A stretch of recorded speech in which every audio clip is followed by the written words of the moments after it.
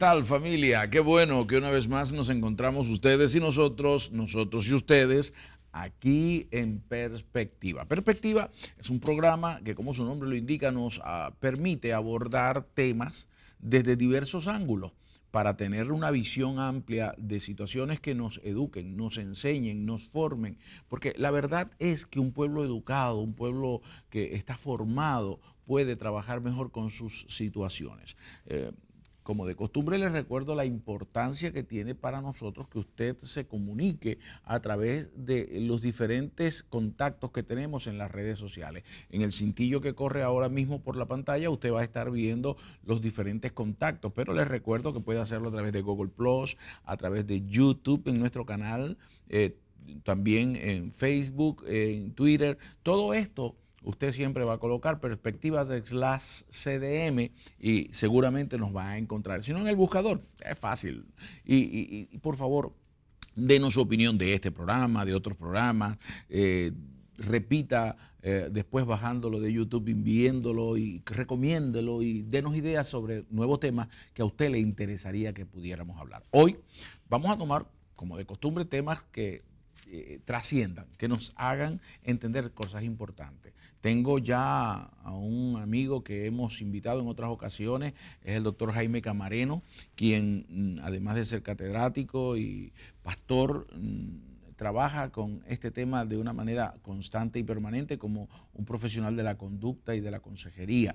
Así que vamos a hablar de el genorama familiar, la importancia que tiene que nosotros sepamos de dónde venimos. ¿Qué importancia tiene la familia en realidad? ¿Esto es una invención humana?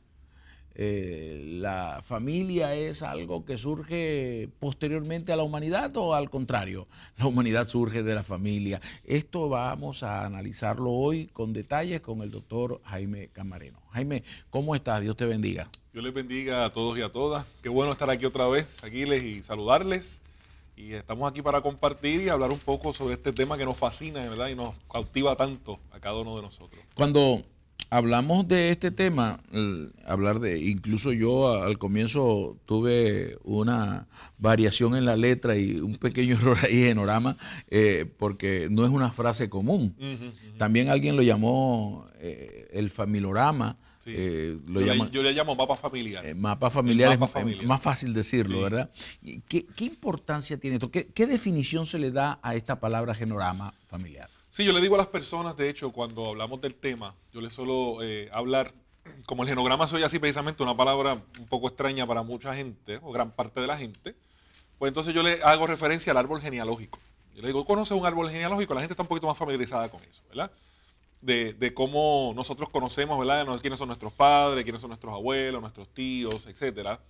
Y le digo, pues un genograma está montado estructuralmente en lo que es más o menos un árbol genealógico, pero es mucho más allá que la información de saber quiénes eran nuestros padres, nuestros abuelos, tíos, primos, etcétera, sino que va más allá porque es una radiografía al interior de la familia y es conocer, más allá de los nombres, las relaciones, conocer cómo se dan esas relaciones en los matrimonios que hay en este sistema familiar, conocer un poco las relaciones de los padres con los hijos con los padres.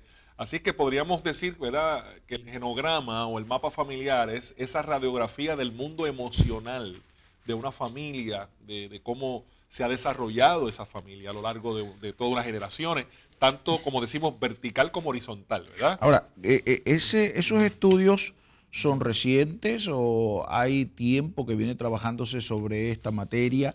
¿Y quién trabaja sobre esta materia? ¿Es algo que científicamente está comprobado? Es importante que la gente pueda entender, porque muchas veces piensan que nos inventamos palabras nuevas solamente para complicarle la vida a las personas. Estás hablando de una radiografía que en términos clínicos sirve para diagnosticar problemas en una persona, cuando se hace una radiografía de tórax para ver cómo ciertos órganos o huesos están dentro del organismo y poder tener un diagnóstico más certero.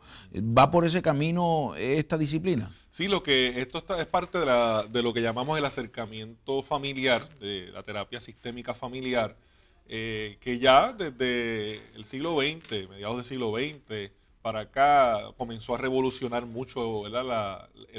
Los estudios de la familia, en donde toma en consideración de que nosotros no somos entes, ¿verdad? Personas individualizadas, personas que vivimos solas en el mundo, sino que somos parte de un grupo familiar y que ese ambiente que nos forjó, ese ambiente que nos enseñó valores, que nos enseñó costumbres, que nos enseñó maneras de ser, son parte de nuestro desarrollo, ¿verdad? Así que es una manera de nosotros poder identificar patrones en los sistemas familiares. Y no estamos hablando de un elemento, quizás, para hacer esa aclaración, de pensar que estamos buscando herencia, como se busca cuando se buscan condiciones de salud, Cuando es en que decimos genoma. en la cuestión genética, ¿verdad? Ujú. No es una cuestión genética que venga por sangre, sino lo que estamos hablando es de un asunto que viene a través de todo ese ambiente familiar que nos educó, que nos formó, que no necesariamente nos sentaron para enseñarnos que las cosas eran así, sino son también producto de lo que nosotros vimos, de lo que nosotros percibimos dentro de nuestro contexto familiar. Y esto pues es una herramienta muy útil porque nos invita, como yo suelo decir también, a conocer, entender cosas en nuestra familia, no a justificarlas, pero sí a entenderlas para poder entonces comprender cosas que van surgiendo a nivel de lo que es la dinámica familiar. Fíjate, me hace pensar esto en una teoría que se viene trabajando hace mucho tiempo, sobre todo en Alemania, por allá ya por el 1870 se hablaba de las constelaciones familiares, la cual estudia la ubicación que un individuo tiene dentro Sí. de un mapa familiar, Ujú. qué posición ocupa, Claro. qué influencia ha tenido desde arriba en lo que es la ascendencia, la descendencia y los colaterales Los que colaterales. tiene. Y este planteamiento es interesante porque incluso esta teoría habla de una conciencia familiar. Es decir, que a pesar de que yo no conocía a mi abuelo paterno, yo tengo influencia de mi abuelo paterno a través de mi padre, a través de mis tíos, a través de aquellos Claro. que sí lo conocieron y de los cuales yo tengo una ascendencia emocional. Así es, yo recuerdo mi papá decirme en muchas ocasiones, de hecho yo no conocía a mi abuelo paterno. Él murió cuando mis papás tenían apenas un año de casado. Yo soy el menor de los 3 hijos. Ni mi hermano mayor tan siquiera lo conoció. Y lo conocemos por fotos. Pero en varias ocasiones yo escuché a mi papá conversar con sus otros hermanos, ¿verdad? Y están los sobrinos y todos nosotros. Y él decirle a algunos tíos míos, si refiriéndose a mí, ¿no? Si este es el mismo Eduardo, Eduardo es mi abuelo. Y yo decir, ajá, pero ¿por qué lo dice, verdad? Porque yo no lo conocí, no sabía, no sé quién es, solamente he escuchado las historias del abuelo. Pero tiene que ver mucho con esto que acabas de plantear, de cómo la familia perpetúa ciertas conductas, ciertos estilos, ciertas formas de ser a través de toda la red familiar. Y aunque el abuelo no esté, aunque la abuela ya no esté, muchas veces nos vemos reaccionando, nos vemos actuando, nos vemos haciendo cosas similares a lo que nuestros abuelos o padres hacían. Me surge una pregunta con esto, Jaime.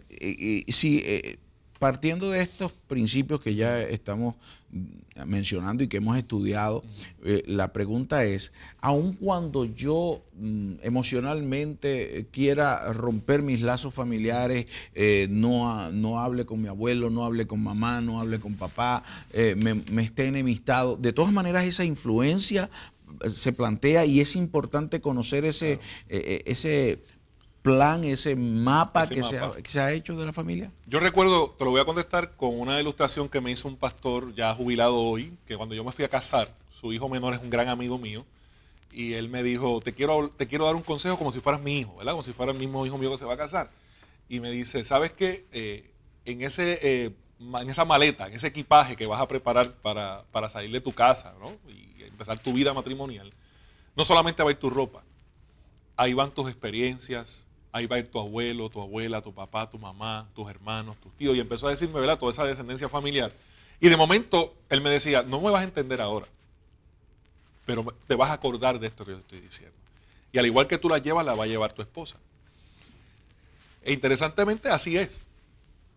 Y también uno escucha decir a mucha gente decir, no importa cuán lejos te vayas, hay gente que dice, pues me voy lejos de la familia, como tú acabas de decir, para distanciarme de la influencia, para que no me den problemas, porque me ocasiona muchas dificultades en mi matrimonio o con la crianza de mis hijos. Por más lejos que me vaya, hay cosas que van conmigo, porque yo soy hijo de mi casa. Y esas costumbres, esas tradiciones, esas maneras de ser, muchas veces los caracteres, la manera en que nosotros hacemos las cosas, ¿de dónde vienen? Pues vienen ¿Y de cómo lo que las aprendí. interpretamos? ¿Cómo interpreto el mundo? La cosmovisión. Claro. Es parte de eso. Fíjate una cosa que yo acostumbro a decir, y tú y yo somos amantes de la familia y defensores del matrimonio según el plan de Dios. Así es, así es. Y una de las cosas que yo siempre digo es que muchas personas se casan con la expectativa Ajá. de cambiar sus problemas o de ya no tener problemas Ajá, o de ajá. salir de sus Claro, problemas. claro. Y yo le digo que al contrario, que se triplican. Porque antes tengo mis problemas. Cuando me caso, entonces voy a llevar mis problemas, los problemas de mi esposa y los problemas que van a surgir de la combinación de ambos. Claro. Así entonces estamos hablando de que cuando nos casamos, estamos estableciendo un encuentro en ese genograma, en ese mapa, estamos haciendo un enlace donde Claro. aquella familia y esta familia se unen y va a tener un encuentro que va a generar una influencia en la descendencia que surja de allí. Yo le digo a ellos que es lo tuyo, lo mío y lo nuestro. Correcto. O sea, se juntan lo tuyo, lo mío y lo nuestro. Y por eso las ceremonias nupciales, ¿verdad? Los que somos acá pastores y pastoras que estamos, ¿verdad? Oficiando ceremonias nupciales. Cuando estamos casando a dos personas, ¿verdad? Este hombre y esta mujer, no estamos casando meramente dos personas individuales. Hay dos sistemas que se están uniendo. Sí, es un tema que sería interesante y yo creo que te voy a traer para que hablemos de ese, Sí. porque la importancia real del matrimonio como parte de la naturaleza social, ¿no? Sí. Y de la naturaleza del individuo. Pero esa es cuestión de otro tema. Claro. Pero la realidad es que cuando hablamos del genograma, cuando hablamos de esto, la gente le suena un tanto confuso, un tanto extraño, porque quizás no es un tema con el que se ha trabajado mucho. Claro. Pero nosotros, los que trabajamos con teoterapia, los que trabajamos con la consejería de familia, ¿qué papel juega esto en el diagnóstico clínico como psicólogos, como teoterapistas? Porque quiero aclarar eso, nosotros como teoterapistas tenemos una variante, aunque nos entrenamos con herramientas psicológicas, tenemos una perspectiva distinta, ¿no? Claro. Y unos paradigmas distintos en el sentido de que creemos lo que dice la Biblia. De ahí partimos. Y de ahí partimos De ahí todo. partimos. El proceso es un proceso natural creativo. Y en ese punto, ¿qué importancia tiene que tú como consejero tengas un genograma de la persona aconsejada, de la persona con la que vas a trabajar? De hecho, para mí el genograma es tan importante, Aquiles y hermanos y hermanas, que todo mi acercamiento, no importa si es un joven, si es un adulto, si es hasta un niño, para mí el genograma es el comienzo de todas las cosas. Yo parto de ahí. A principio es un elemento un poco técnico, ¿verdad? Porque las personas ven a uno haciendo unos diagramas, ¿verdad? Para uno y haciendo preguntas. Pero llega el momento en que ya cuando uno se familiariza ya con el genograma, ya uno hace preguntas y uno en la mente lo va construyendo. Y uno va haciendo las relaciones, ¿verdad? Para aquí y para allá. Porque hay cosas que el genograma mismo te las dice. Es como decir, ¿verdad? Esto es una imagen, no una metáfora. Es como decir que el genograma te habla. Hay cosas que la misma persona desconoce de sí misma y cuando tú haces un genograma, pues salta. Porque tú miras las tendencias, tú miras esas relaciones y tú dices, bueno, hay una alta probabilidad que si en esta familia se ha dado esta conducta, este patrón por varias generaciones, este caballero o esta dama que tengo de frente también está reflejando esto mismo. Sin ser esto una etiqueta que te establece obligatoriedad, si hay una influencia y unas tendencias. Unas tendencias, ahora, esa es la palabra, la tendencia. Se utiliza mucho el genograma dentro de lo que conocemos los terapistas como el acercamiento sistémico. Correcto. Me gustaría que definieras un poco eso para nuestros oyentes que en algún momento tenemos líderes y personas que están trabajando con esto o que se interesen y quieran trabajar con esto. Claro. Es importante. La teoría sistémica, por un lado, básicamente resalta la importancia de los sistemas y que todo lo creado, partiendo del orgánico también, ¿verdad? Es creado como sistemas que se van relacionando unos con otros y que no son interdependientes unos de los otros. El ejemplo más ¿verdad? Clásico es el cuerpo humano, ¿verdad?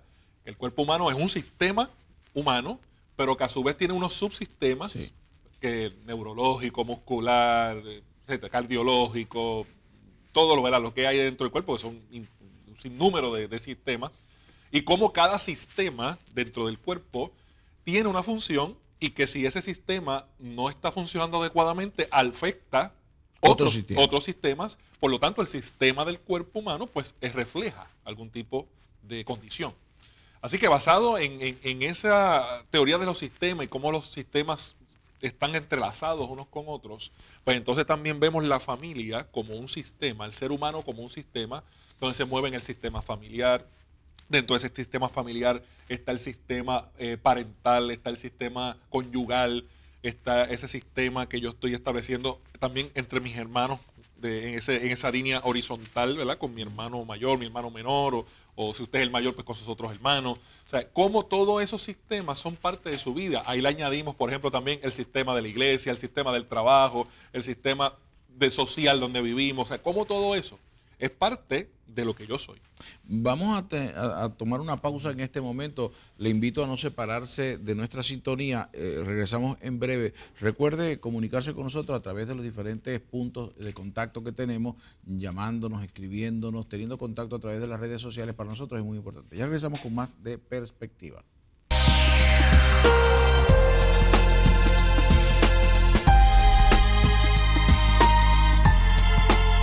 Continuamos aquí con Perspectiva. Agradecemos que usted esté con nosotros. Si usted va sintonizando en este momento, le recordamos que está en sintonía de Perspectiva y el programa con el que hoy estamos trabajando es el genograma familiar o ese mapa familiar. ¿Qué importancia tiene el yo saber mi ubicación en el lugar de ese mundo, ese pequeño universo que es mi familia? Para eso hemos invitado hoy al doctor Jaime Camareno, quien está con nosotros trabajando sobre este tema con el cual trabaja a menudo. Jaime, hablando ya, tomando como el primer segmento, todo lo que hemos explicado a nuestra audiencia, me preocupa o me inquieta el saber qué dificultad genera en nuestra sociedad hoy en día el que yo no me identifique, el que yo no sepa el lugar que yo tengo dentro de mi familia y la influencia, sin que eso marque destino, pero la influencia que de alguna manera genera en mí tendencias de conducta, de vida. Ya lo hemos demostrado a nivel científico. Se habla cuando hablamos de la biología humana, que hay unas tendencias dentro de la genética familiar. Sí. Ahora estamos hablando de otra cosa, estamos hablando de un genograma, estamos hablando de un mapa que más bien es psicosocial. Sí. Y esa influencia, cuando yo no le presto atención, ¿qué dificultades me puede generar en mi vida? Bueno, puede generar varias cosas. Voy a plantear un concepto que hay que entenderlo bien, porque lamentablemente pues, no se ha trabajado adecuadamente. Y es cuando se habla de esas maldiciones generacionales.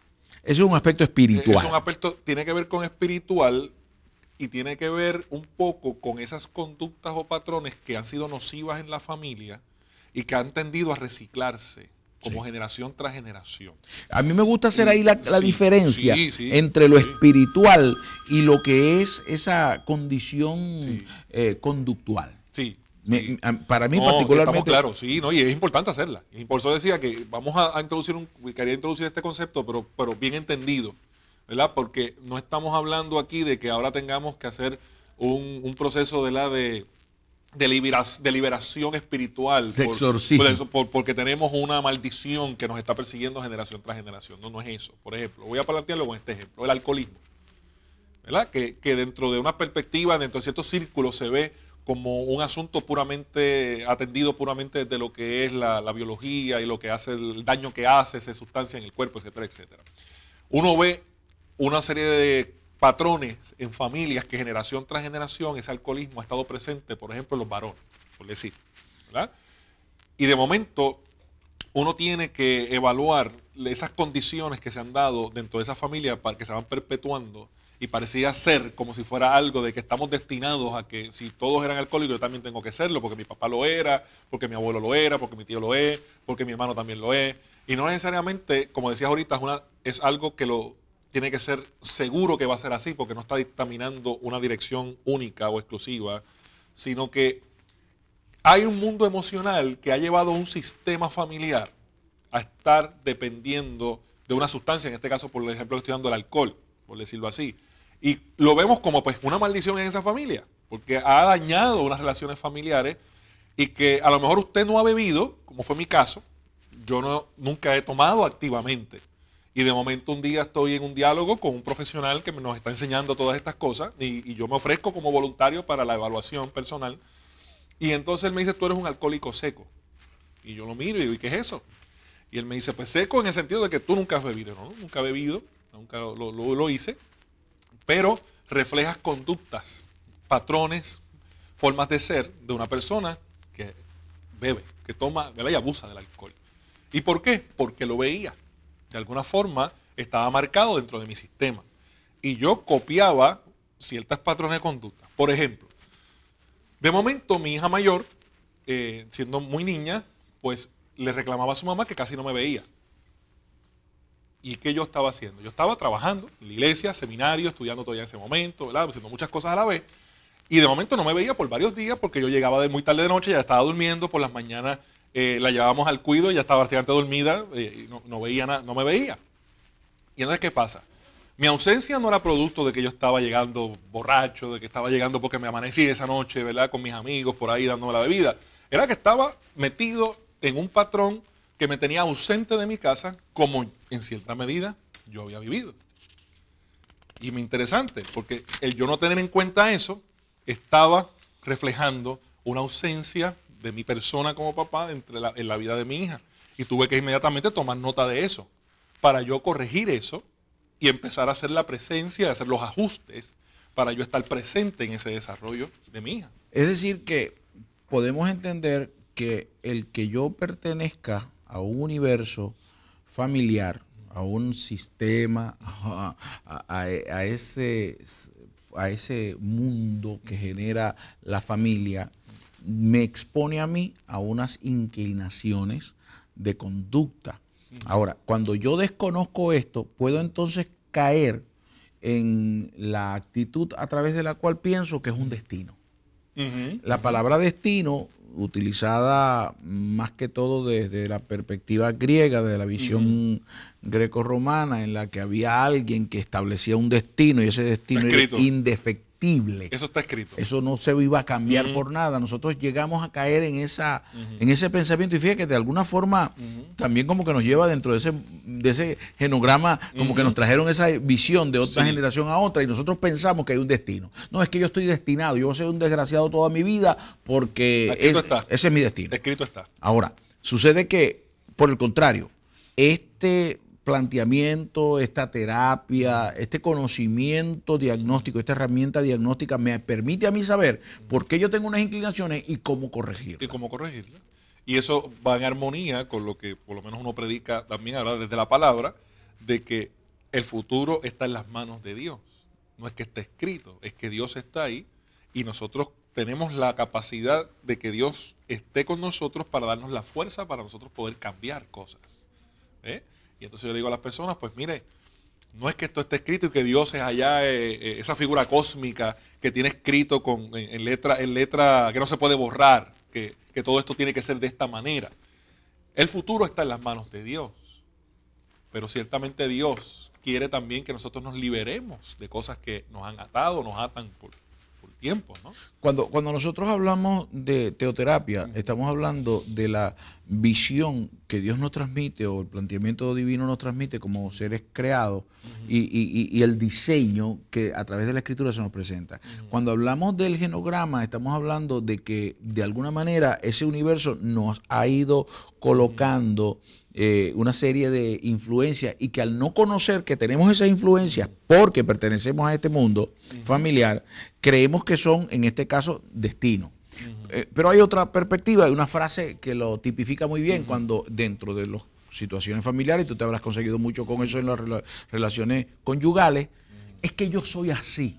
Claro, o sea, la famosa frase. Sí. La gente piensa que su conducta siempre ha sido así y que eso es parte de su propia naturaleza, ya no es destino, ahora es que yo soy así, esa es mi naturaleza y es que no me comprenden, me pregunto yo y te pregunto a ti, ¿acaso no es esto también una forma de desconocer que pertenecemos a ese universo porque nosotros nacemos como un papel en blanco y entonces nuestra familia, nuestras figuras de autoridad, la influencia del mundo en el que crecemos, están escribiendo el libro que somos? Bueno, la respuesta es sí, como tú acabas de decir, somos como un papel en blanco. Y todas las de las teorías y teóricos han afirmado que esos primeros 5 años de vida de un ser humano son determinantes, porque ahí se forma el carácter, la base de lo que vamos a hacer en la vida. Y no quiere decir que ya con eso, volvemos al punto, no podamos hacer cambios. Pero en esencia, cómo veo el mundo, cómo me comporto, cuáles son mis aspiraciones. Muchas veces hasta lo que yo deseo ser en la adultez está mediado por lo que he venido recibiendo a través de mi familia. Así que ciertamente el no conocer ese mundo fascinante de la familia, porque esto es fascinante, no estamos hablando de que esto sea un elemento de castigo, ni que esto nos traiga tristeza, dolor o angustia, no, es fascinante conocer ese mundo familiar que a su vez nos permite conocernos mejor a nosotros mismos. Yo le digo a las parejas, ¿verdad?, o a las familias, cuando estamos en esos diálogos, yo les digo, es interesante porque cómo se unen estos dos sistemas familiares, estas dos visiones. Y yo les doy ejemplo, les digo, mira, como cuando hasta la forma en que cocinamos, la forma en que doblamos la ropa, las marcas de cosas que compramos en los supermercados, o la marca de la ropa. ¿De dónde yo aprendí a comprar esa marca de ropa? De mi casa. Los aromas que utilizamos. Los aromas, los perfumes, los peinados, o sea, yo les digo, algo que es tan fascinante como cocinar juntos en una pareja, de momento se convierte como que en un ring de boxeo. En un conflicto. Porque, porque la tapa del arroz se pone ahora, no, se quita aquí, no, ¿quién te enseñó eso? Pues en mi casa. Y no quiere decir que la casa mía sea mejor que la tuya, ni la tuya mejor que la mía. Es que habían dos formas de ser, dos formas de hacer las cosas. Y eso lo proyectamos también entonces en las diferencias más medulares en la vida, de cómo resolvemos las cosas. Es decir, Jaime, que pudiéramos plantear que una de las consecuencias de no conocer ese lugar en el mapa de mi vida familiar donde yo me ubico, me puede generar conflictos en mi familia, en mi matrimonio, en mi relación matrimonial. De hecho, la mayoría de los conflictos, cuando yo los trabajo con familias o con matrimonio, encuentro la raíz de la situación en el desconocimiento de por qué yo soy como soy. Y porque trato de que lo que yo soy y hago, la otra persona lo haga igual. Si queremos como que de alguna manera asimilar a la otra persona y moldearla a nuestro criterio. En lo que yo soy. O sea que ahí podemos sacar un subproblema, hablando de caminos que se van surgiendo. El hecho de que yo, al no saber que esto es una influencia que he recibido de otra parte, creo que ese criterio es el que es porque yo así lo asumí, y entonces claro, voy a tratar de que el otro lo tenga sin comprender que la otra persona también tiene influencias. Claro, que hay unos valores, que hay unas costumbres, que hay unas tradiciones que son buenas. Y que son tan válidas como las de él. Las mías, porque no es cuestión de quiénes son las mejores o las peores, tiene fortalezas y debilidades. Claro. Y entonces dentro de ese mundo del genograma, pues entonces nosotros hablamos de identificar 3 tipos de familia. En ese genograma nos va a ayudar a identificar 3 tipos de familia. Y voy a dar un pequeño salto a eso. ¿Por qué? Porque eso me va a ayudar, como tú acabas de decir, a ver quién yo soy, qué mi pareja, ¿verdad?, mi esposa o esposo trae, y a su vez qué estamos haciendo nosotros si tenemos hijos. ¿Cuál es el tipo de familia que estamos desarrollando nosotros? Porque no necesariamente es de donde yo provine. Y entonces en ese genograma nos ayuda a identificar uno de los 3 tipos de familia que en la teoría familiar, sistémica familiar, pues se nos enseña. O somos de una familia abierta, o somos de una familia cerrada, o somos de una familia que llaman de consenso, ¿verdad?, en ese sentido. Y en las 3 las ponemos en una línea horizontal, no vertical, porque no es que una sea mejor que la otra, sino que las 3 tienen fortalezas, tienen debilidades, las 3 tienen desafíos que atender. Y entonces uno mira, de las 3 uno siempre tiene. No es que tengamos una nada más. De los 3 tipos de familia siempre pero alguna tendrá más influencia. Pero una tiende a dominar. Yo planteo que hay un binomio, hay una combinación de 2, que una es la que domina y la segunda nos acompaña bastante cerca. Aunque pueda ir de la tercera, pero esas 2 son las más fuertes. Por ejemplo, yo me defino como que mi familia de origen, mi papá, mi mamá, ¿verdad?, donde yo provengo ese sistema familiar, es una familia abierta con rasgos de tradicional. Ok, antes de continuar eso, yo quiero que me expliques cómo defines una familia abierta. Ok, perfecto.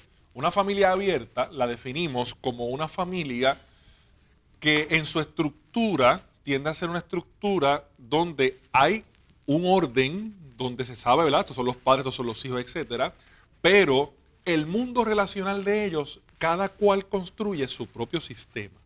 En el sentido de que en una casa, por decirlo así, vamos a llevarlo al ejemplo de una casa, uno llega a esta casa donde una familia predominantemente abierta y nosotros podemos identificar dónde está el cuarto de cada cual porque tiene su personalidad. Este es el cuarto del hijo mayor, este es el del hijo menor, o este es el de la hija, ¿verdad? Porque tiene su color, el color favorito, porque organiza la cama de una forma, ¿verdad? Y este tipo de cosas. Por un ejemplo. Jaime, vamos a nuevamente una pausa. El tiempo en televisión es así, nos exige. Corre rápido. Pero vamos a regresar para que sigas explicándome sobre una familia abierta. Abierta, una ahí pasamos a cerrada y luego la de consenso. Consenso. Perfecto. Ya regresamos con más de Perspectiva.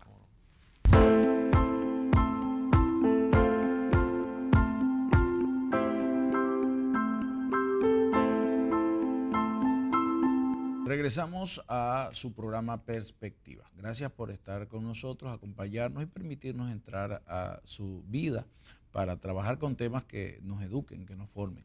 Quiero recordarles la importancia que tiene para nosotros que usted se contacte a través de las diferentes redes sociales o a través de correo regular. Usted tiene cómo establecer contacto con nosotros. Nosotros tenemos un poquito más de dificultad, llegamos a través de este medio con ustedes, pero no podemos interactuar, no podemos hablarle a menos de que usted nos contacte antes. Así que a través de YouTube, a través de Google Plus, Facebook, Twitter, usted puede contactarnos, darnos su opinión del programa, que para nosotros es valiosísima, para la dirección del canal es valiosísima, para los productores, así que muchísima gente es alimentada con su respuesta. Además, nos interesa saber qué otros temas les gustaría a usted que desarrolláramos. Hoy estamos hablando del genograma familiar, la importancia que tiene el que yo sepa qué lugar ocupo en el mundo. Quizás aquella máxima de dónde vengo y hacia dónde voy es parte de toda esta gran situación que hoy estamos trabajando. Para eso hemos invitado al doctor Jaime Camareno, que además es un catedrático, es pastor y un terapista, un teoterapista activo, lo cual le hace que lo que está hablando en teoría lo ponga en la práctica permanentemente. Jaime, hablábamos de que tú te definías como parte de una familia abierta. Cuando definimos que dentro de ese genograma se establecen tres posibles familias, la familia abierta, la familia cerrada y la familia por consenso. Consenso, correcto. Y tú estabas dentro de la familia abierta hablando de ello. Concluye con esa parte para que entonces luego me hables de la cerrada. Explicar las otras. Pues, decíamos, ¿verdad?, que en esa familia abierta, cada componente de esa familia establece sus espacios, establece sus normas de vida, se desarrolla, se aman, se afirman unos a otros, pero cada uno tiene como que ese espacio de individualidad, entonces se respeta la autonomía de cada persona. En una familia abierta, de hecho, se tiende a ser personas más autónomas, ¿verdad? Personas que pues tienen claro lo que van a hacer, lo que quieren ser, hacia dónde van, toman sus propias decisiones. Y como decíamos, usted puede entrar a esa casa y usted va ubicando dónde está el espacio de cada uno porque tiene su personalidad. Pregunto, ¿eso pudiera verse en extremos? O sea, podría estar en un extremo de la familia abierta, llegando a casi un individualismo, o pudiera estar en el otro extremo. Ese es uno de los riesgos, de hecho, en la familia abierta, uno de los riesgos es precisamente que cree mucha individualidad y entonces tú te sientes aparte del sistema y como que emocionalmente tiende a desconectarte del sistema. ¿Verdad? Ese es uno de los riesgos que tiene una familia abierta y hay que tener mucha intencionalidad en saber eso para evitar, porque viendo otros modelos de otros tipos vamos a darnos cuenta de esa diferencia. Es importante, por ejemplo, si hay personas que ahora mismo no han establecido todavía su nueva familia, un matrimonio, pudieran entender esto para decidir con su cónyuge qué tipo de familia es la que quieren desarrollar. Quieren desarrollar, claro está. Bien. Y entonces, de esto hay libros, esto es un tema amplio, lo estamos resumiendo de una manera lo más sencilla posible y con lo que le estamos diciendo, ¿verdad? No es que ahora nos vamos a hacer expertos en el tema porque esto es un tema amplio, pero a grandes rasgos eso es una familia abierta. Una familia tradicional o una familia cerrada que se le llama, no es que sea lo opuesto a la abierta, sino que se le llama cerrado tradicional sencillamente porque en ese sistema familiar, el tú entrar como persona que vas a unirte a ese sistema, porque te casaste con una persona de ese sistema, se hace bien complicado, es bien desafiante, porque el sistema está dominado por una persona, puede ser hombre o mujer, lo que llamamos matriarcal o patriarcal, donde a la cabeza del sistema, emocionalmente hablando, está ese papá o esa mamá o ese abuelo o esa abuela, ¿Qué regula en el mundo emocional de ese sistema tradicional? Que generalmente esa figura es una figura de autoridad fuerte. Autoridad moral fuerte y emocional fuerte en la familia. No estamos hablando de violencia. No. Estamos hablando de carácter, de que esa es la persona que perpetúa la tradición familiar, porque de ahí viene el elemento tradicional. Por lo menos yo estoy pensando ahora mismo en mi abuela, que a pesar de todas las circunstancias que sucedieron en nuestra familia, para mí particularmente, mi figura de autoridad por excelencia no era mamá ni papá, era mi abuela. Correcto, y el sistema siempre va a tener esa figura de autoridad que cuando falta, ya cuando fallece, el mismo sistema va a ubicar en esa posición de autoridad una nueva figura que si era mujer va a ser otra mujer. Si era hombre, tiene que ser otro hombre, para que regule otra vez y haga el equilibrio otra vez en ese sistema tradicional o cerrado. Ahí los que se relacionan en los tiempos, los espacios, la energía que se da es fuerte, porque la familia, por ejemplo, la hora de cenar, en una familia tradicional la hora de cenar es 6 de la tarde, vamos a poner un ejemplo. Todo el mundo llega a las 6 de la tarde a cenar y nos sentamos a la mesa, y en la mesa, y parecería ser una exageración, en la mesa usted puede identificar dónde se sienta cada cual. Y no es que haya un letrero que diga aquí va papá, aquí va mamá. Es que el sistema te va enseñando dónde tú te ubicas. Quién está a la cabeza de la mesa, dónde están los descansabrazos de la silla, quién es el que se va a sentar en esa silla. Y aunque esa persona en ese momento no esté por alguna razón, esa silla se queda en blanco. Porque esa es la silla de esa persona. En una familia tradicional o cerrada, esa estructura es más fuerte, más rígida. ¿Verdad? Sí, con sus pequeñas variantes y también con sus riesgos, porque por ejemplo esa familia podría tener el riesgo de que esa figura de autoridad pueda convertirse en una figura tiránica. Claro. O que el que sustituya, no teniendo las mismas capacidades del otro pueda exagerarse para tratar de mantenerlo. Y que en ese sistema cerrado o tradicional también tiende a crear dentro de los suyos gente emocionalmente dependiente. Porque, como decíamos, esa persona que está a la cabeza de ese sistema emocional de la familia es la que toma las decisiones. Mientras que en el otro puede llegar a generar personas independientes. Yo lo llamo más autónomas, que pueden tomar decisiones, que no tienen que esperando que alguien decida por él, sino que toma la decisión. Allí es donde estoy pensando, porque cuando yo me ubico dentro de un contexto, sé que en realidad en el diseño no fuimos creados ni para ser ni independientes ni dependientes. Nosotros fuimos diseñados para ser interdependientes. Claro, hay momentos que tengamos la capacidad de decidir, como hay momentos que necesitamos el consejo, la ayuda, la orientación de alguien que nos ayude a tomar decisiones. Y entonces hablamos de la familia por consenso. Y la familia por consenso vendríamos poniéndola como el punto medio, vamos a ponerlo así, ¿verdad? Porque ni es tan estructurada o tan cerrada como la tradicional, pero tampoco es tan abierta como la familia abierta, ¿verdad? Es una familia donde el consenso es lo que domina, por eso se le llama consensual, donde la familia tiene la preocupación de que todo el mundo opine, de que todo el mundo deje sentir su opinión, lo que piensa al tomar una decisión. Y entonces corre el peligro de que como todo el mundo tiene que opinar y quiero estar bien seguro de que todo el mundo aportó para la decisión, el tiempo de tomar la decisión pasa, porque estamos afanados en que todo el mundo opine. Por otro lado, el elemento de las fechas, el elemento de los espacios, el elemento de las celebraciones, también se pueden observar con bastante rigurosidad, pero hay flexibilidad. Porque si de momento tú no pudiste llegar a la fiesta de fin de año, que la tradición dice que es en la casa de la abuela, y que se llega allí para tener la cena navideña y se está allí hasta las 12 de la noche, pero no pudiste llegar, pues te van a decir, caramba, qué pena que no pudiste llegar, pues el año que viene, pues esperamos que llegue. En una familia tradicional eso no es posible, tú tienes que llegar, porque es la tradición familiar. Y si no, va a generar una herida, va a generar un daño, un efecto. Sí, y te van a llamar la atención. La figura de autoridad te va a reprender por eso. Y el cónyuge, si no entiende eso, se va a sentir también, por culpa tuya, él no vino o ella no vino. Y ahí empieza el conflicto. Así que, a grandes rasgos, ¿verdad? Como les decía, esto es un tema mucho más amplio, pero a grandes rasgos, tú tienes esos tres tipos de familia.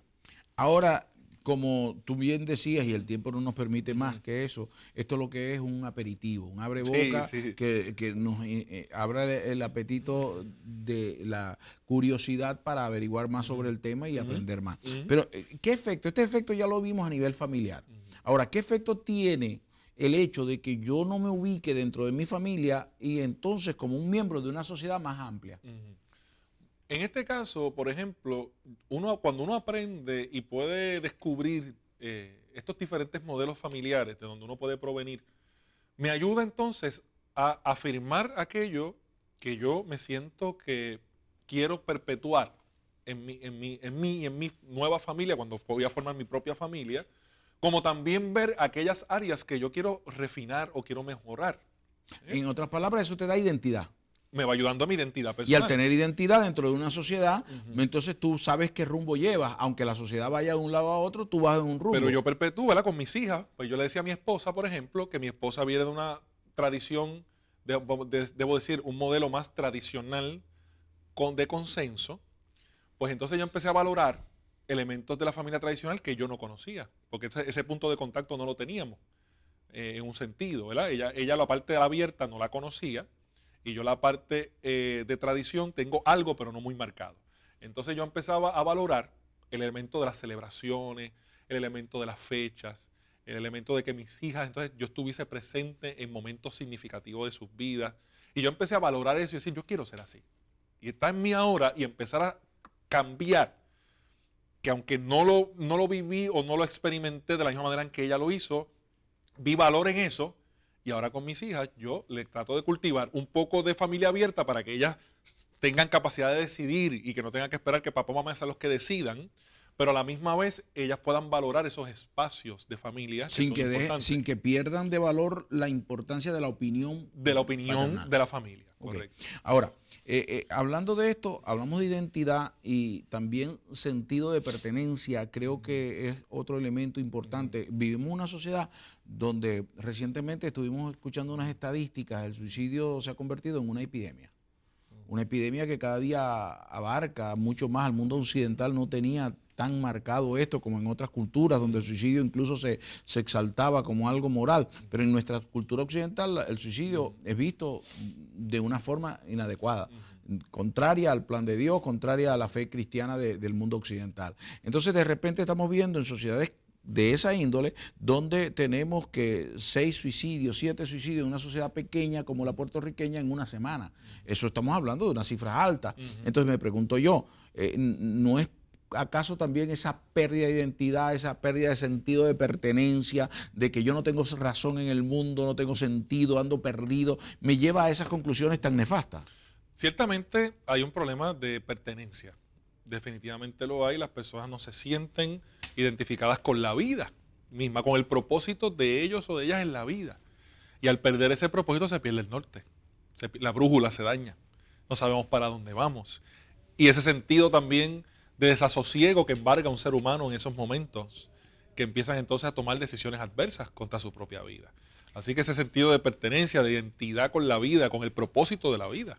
Te voy a hacer una pregunta caliente ahora, sí, para nuestra audiencia y para todos nosotros, una pregunta caliente que nos va a llevar hasta el último segmento. Porque me pregunto yo si en esa visión, esa cosmovisión del genograma familiar, yo no he perdido de perspectiva eso debido a, entre otras cosas, porque me sacaron el punto clave. Muchos de nosotros crecimos en la visión de que hubo un creador. Yo pertenezco a esa familia del creador porque soy una criatura, pero de repente me dicen que yo soy proceso de la evolución, de las circunstancias casuales, de una multiplicidad de situaciones que se dieron, nadie sabe ni cómo, ni cuándo, ni dónde. Que sucedieron porque parece que sucedieron y no se habla de una teoría, sino de una múltiple cantidad de teorías. ¿No tiene esto que ver un poco en esa pérdida de identidad y esa pérdida de pertenencia, esa pérdida de desubicación en el genograma familiar? Como persona creyente, contesto inmediatamente que sí.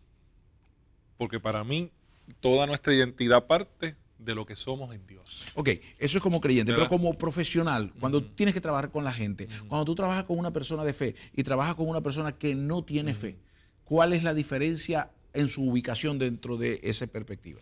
Ahí obviamente es un desafío para uno, como persona que facilita el proceso, porque como uno está en su modelo, pues el desafío lo tiene uno. Cómo uno proyectar ese sentido de identidad a alguien que no tiene la misma fe que uno profesa, o la misma fe que uno quiere comunicar.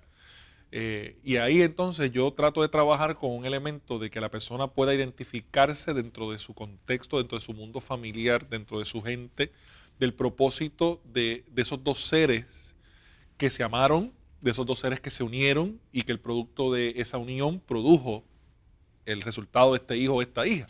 Ahora, sin duda alguna tiene que generar alguna pérdida o alguna, cuando nos desconectamos de esto. Pero ya tenemos que de nuevo irnos a la pausa tan rápido. Parece que corren más rápido cada vez, pero ya regresamos con más de Perspectiva.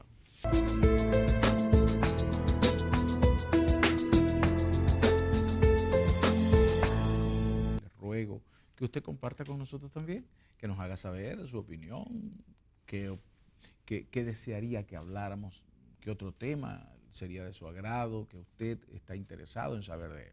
En este programa hemos tenido un interesante tema, todo esto junto al doctor Jaime Camareno, quien nos ha permitido evaluar un poco sobre el genograma familiar, la importancia que hay en que yo forme parte de una familia, cómo eso afecta o bendice nuestra condición, cómo eso nos ayuda a ubicarnos en la sociedad en la que vivimos o cómo la ausencia de esto nos hace estar desubicados. Jaime, este segmento es más corto que los otros fueron cortos, así que me gustaría aquí hacer un breve y apretado resumen de todo lo que hemos planteado, porque sin duda alguna el tema da para mucho más. El tema es muy importante, es necesario conocer y esto pone sobre el tapete la relevancia de la familia. A mi modo de ver, todo lo que estamos hablando gira en torno a una cosa que yo aprendí siendo un muchachito. Cuando yo estudiaba, había una materia que se llamaba formación moral y cívica. Esa formación moral y cívica establecía una premisa que a mí nunca se me olvidó. Era que decía que la familia es la célula fundamental de la sociedad. Y la familia, hoy en día se habla de la familia nuclear y la familia extendida. Así que entonces hablamos de una constelación familiar, de un sistema familiar, y ese sistema influye en mí. De eso hemos venido hablando. Seguro. De hecho, en Puerto Rico, por lo menos en mi generación, yo recuerdo, no tanto quizás una clase como tal, ¿verdad?, que definiera eso, pero sí estaba presente en un material educativo que se producía en Puerto Rico. Yo soy producto de la generación de los 70, que se llamaba de la casa a los pueblos. Y era una familia tradicional puertorriqueña, de papá, mamá, los hijos, los abuelos y las mascotas, que nos llevaban por todo un caminar, tanto en la clase de estudios sociales, como en la clase de español, como en las clases de ciencia. Esa familia nos llevaba por un viaje, por todo ese proceso, toda la escuela elemental, como llamamos acá, ¿no? Así que quizás muchos de los que nos escuchan podrán recordar esa serie que se dejó lamentablemente de utilizar, y por ahí se transmitía el valor a la familia, ¿verdad? El valor, el respeto a los abuelos, a los padres, a los hijos, el cariño a las mascotas como parte de la familia. Así que concuerdo contigo, ¿verdad? Que eso también nos ayudaba a poner a la familia en el centro de nuestras vidas, ¿verdad? Bueno, porque si yo soy consciente de la influencia que mi familia ha tenido en mí, buena o mala, también entonces me hará consciente de la influencia que yo voy a heredar a mis generaciones que vienen después de mí. Mis descendientes. Yo creo que yo quiero dejar como herencia. Claro. Y algo que yo pueda dejar como herencia que sea mejor. Y que inevitablemente, aunque yo no quiera dejar ninguna herencia, la voy a dejar. Claro. Pero es mejor tratar de dejarla conscientemente que inconscientemente la dejo, y quizás no es la mejor, pero con más conciencia, pues puedo hacer un trabajo mejor. Porque hay una herencia que yo percibí, que alguna fue consciente, otra fue inconsciente, porque nadie sabía, pero que ahora yo lo sé. Sí. Y al tener en ese genograma, en ese mapa, yo estoy ubicado. Claro. Y yo digo, bueno, del lado paterno, del lado materno sucedieron estas cosas. Y que es interesante, mis hermanos y hermanas, también decir que el genograma, por ejemplo, mi hermano, mi hermana y yo, tenemos un genograma estructuralmente igual, porque venimos de papá y mamá y tenemos las mismas líneas. Pero ¿por qué es diferente el genograma de mi hermano, de mi hermana y el mío? No porque sea estructuralmente distinto, sino porque el mundo emocional de cada uno de nosotros es distinto.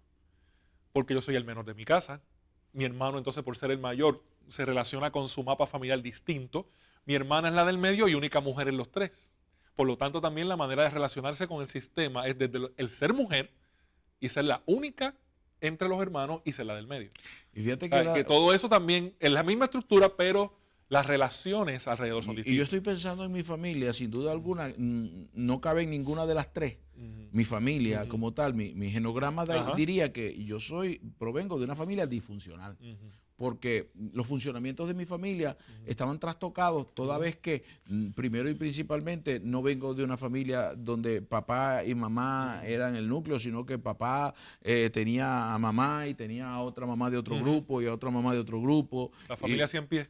ese tipo de cosas, ¿no? Entonces, cómo generan conflictos. Y al ver esto, yo miro también a mi propia familia, mis hermanos y hermanas, cómo cada uno de nosotros ha tipificado y ha desarrollado su vida, que es la experiencia de primera mano que yo tengo. Los que yo vi, crecí con ellos, vi cómo se cambiaron las cosas y vi cómo los efectos de un lado o de otro se dieron. Bueno, no tenemos tiempo para más, Jaime, sino agradecerte mucho tu participación y me gustaría alguna recomendación final. Pues miren, lo que usted ha escuchado, como hemos dicho, es un mundo fascinante. Y a lo mejor usted no tiene accesible un profesional que esté capacitado para trabajar con un genograma. Pero hay maneras que uno puede trabajarlo y a empezar a trabajar en familia, porque lo podemos empezar como un juego, en el sentido de conocer la historia familiar. Y empezar a conocer un poco sobre las historias de familia, quiénes eran nuestros abuelos, nuestros bisabuelos, nuestros tíos, nuestros primos. Y ahí empezamos como un juego a conocer mejor nuestra familia y a través de eso comenzamos a incorporar cosas que no sabíamos, que empezamos a conocer.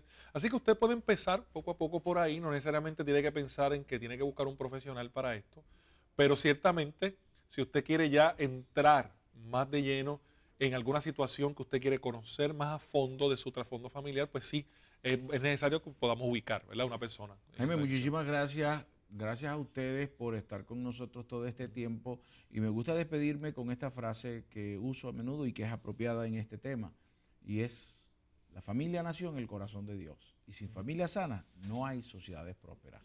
Será hasta la próxima, una vez más, con perspectiva. Dios les bendiga.